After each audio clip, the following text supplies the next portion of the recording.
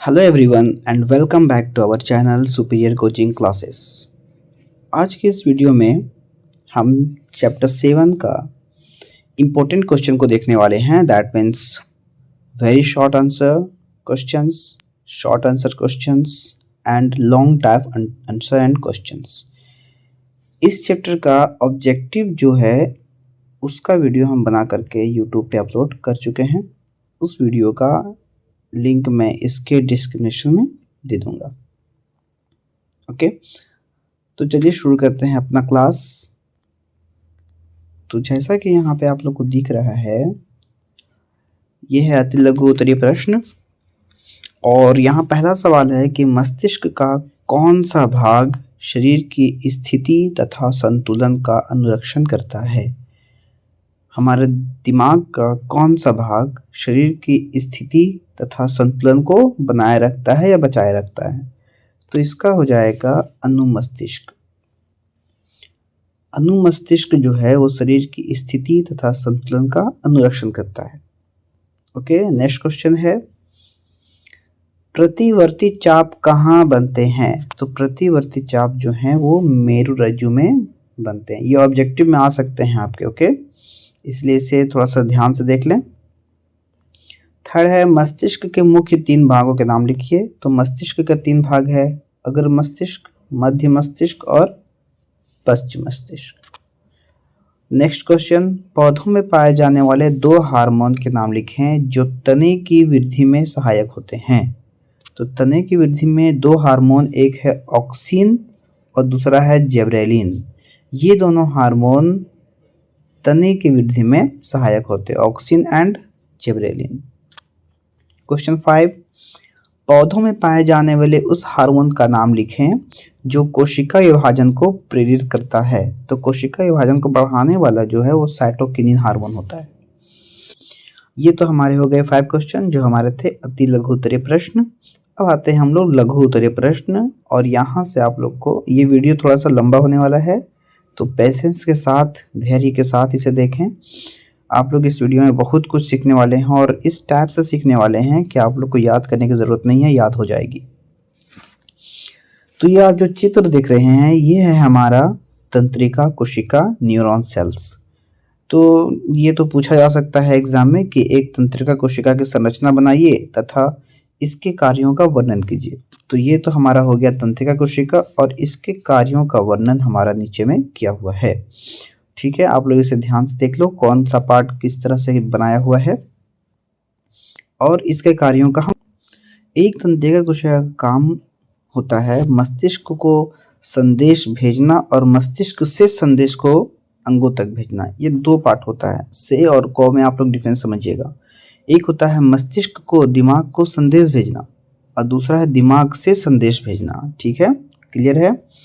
Second है नसें मस्तिष्क और रीढ़ की हड्डी में उत्तेजना को प्रसारित करने में संवेदी न्यूरॉन्स की सहायता करती हैं और बाद में प्रेरक अंगों की प्रतिक्रिया को स्थानांतरित करने में मोटर न्यूरॉन्स ये काम करती हैं।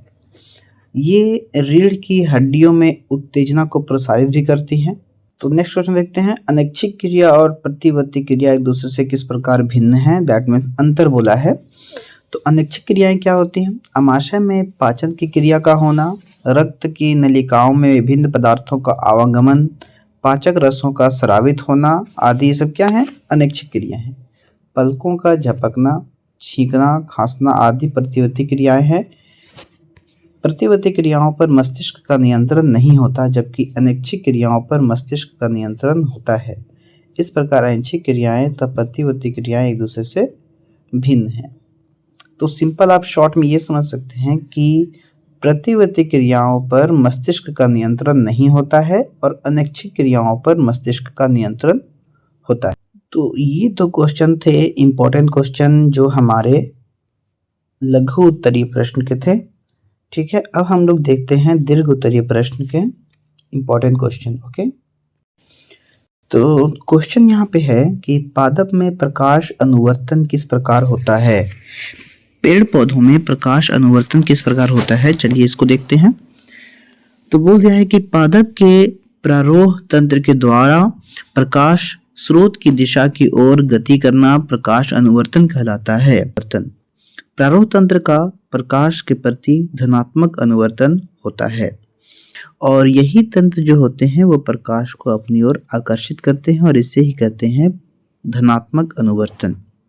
ठीक है, पत्तों के प्रति प्रकाश का धनात्मक अनुवर्तन होता है।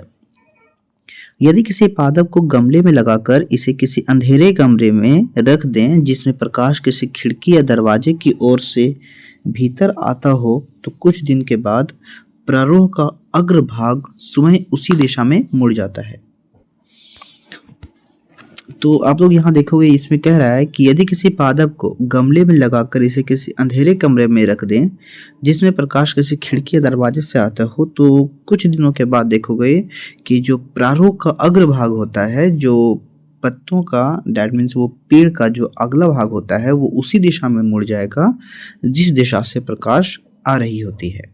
इसलिए होता है कि प्रारोह शीर्ष केवल उसी दिशा को स्रावित होने वाले अधिक ऑक्सीजन के प्रभाव से नष्ट हो जाता है जबकि विपरीत दिशा की तरफ हार्मोन उपस्थित रहता है। इस कारण प्रारोह प्रकाश की दिशा में मुड़ जाता है। ऐसा होता है इसलिए क्योंकि आप लोग ऊपर देखे हो लिखा हुआ है कि प्रारोह तंत्र का प्रकाश के प्रति धनात्मक अनुवर्तन होता है। दैट मीन्स जिधर प्रकाश होगा प्रारोह तंत्र उधर ही मुड़ जाएगा।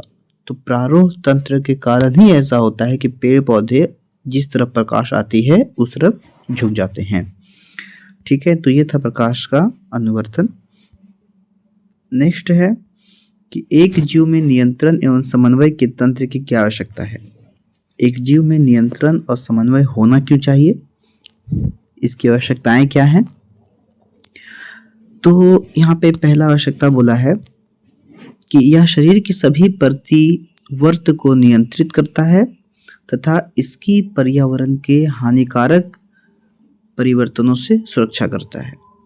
सभी प्रतिवर्त को नियंत्रित करता है, शरीर के सभी भागों को ये नियंत्रित करता है। ठीक है, और इस शरीर के सभी भागों को हमारे पर्यावरण के हानिकारक परिवर्तनों से बचाता है। सेकंड है, यह ऐच्छिक गतिविधियों को नियंत्रण करता है। कुछ ऐसी गतिविधियां जो ऐच्छिक होती हैं इन्हें भी यह नियंत्रण करता है। नेक्स्ट, समन्वय और नियंत्रण जो है वो दोनों गतिविधियों को नियंत्रित करता है, ऐच्छिक गतिविधियों को भी और अनैच्छिक गतिविधियों को भी। फोर्थ है, यह जीवों को सोचने, विचारने, विश्लेषण करने, निष्कर्ष निकालने, निर्णय लेने आदि की क्षमता प्रदान करता है। नियंत्रण समन्वय के कारण ही कोई व्यक्ति सोचने के लायक होता है, विचारने के लायक होता है, किसी चीज में फर्क निकाल सकता है, किसी चीज के प्रति फैसला दैट मीन्स निर्णय ले सकता है। ठीक है, एंड 5 पॉइंट कह रहा है कि यह जीवों को अधिकतम लाभ के लिए उचित प्रकार से प्रतिक्रिया करने में सहायक होता है। ये जीवों को अधिकतम लाभ देता है। ठीक है, तो ये 5 पॉइंट थे, वो थे हमारे समन्वय के तंत्र की आवश्यकता क्यों पड़ती है हमें।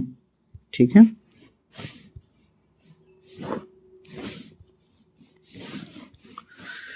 एंड नेक्स्ट लास्ट क्वेश्चन जो इस वीडियो का है दैट मीन्स इस चैप्टर का जो लास्ट क्वेश्चन है वो हमारा है, हमारे शरीर में ग्राही का क्या कार्य है। ये थोड़ा सा इंपॉर्टेंट क्वेश्चन है, इसे आप ध्यान से देखिए। बुरा है, हमारे शरीर में ग्राही का क्या कार्य है। ऐसी स्थिति पर विचार कीजिए जहां ग्राही उचित प्रकार से कार्य नहीं कर रहे हो। क्या समस्याएं उत्पन्न हो सकती हैं अगर ग्राही काम नहीं कर रहा हो तो सबसे पहले आप समझिए कि ग्राही होते क्या हैं। तो ग्राही जो होते हैं वो न्यूरॉन कोशिका के ही भाग होते हैं या न्यूरॉन कोशिका ही ग्राही कहलाते हैं।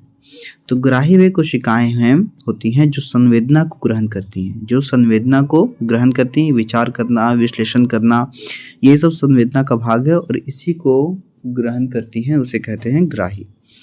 ग्राहियों का कार्य पर्यावरण में होने वाले परिवर्तनों की सूचना ग्रहण करना तथा उन सूचनाओं को विश्लेषण के लिए तथा प्रतिक्रिया के लिए मस्तिष्क को भेजना काम होता है। तो इस चैप्टर का जो फर्स्ट क्वेश्चन हम लोग देखें वो तो यही था कि न्यूरॉन कोशिका का कार्य क्या होता है, सूचना भेजना, सूचना को एक्सेप्ट करना, लाना। तो यहाँ बता रहा है ग्राहियों का कार्य यही होता है कि वो होने वाली परिवर्तनों की सूचना ग्रहण करना और उन सूचनाओं का विश्लेषण के लिए मस्तिष्क को भेजना।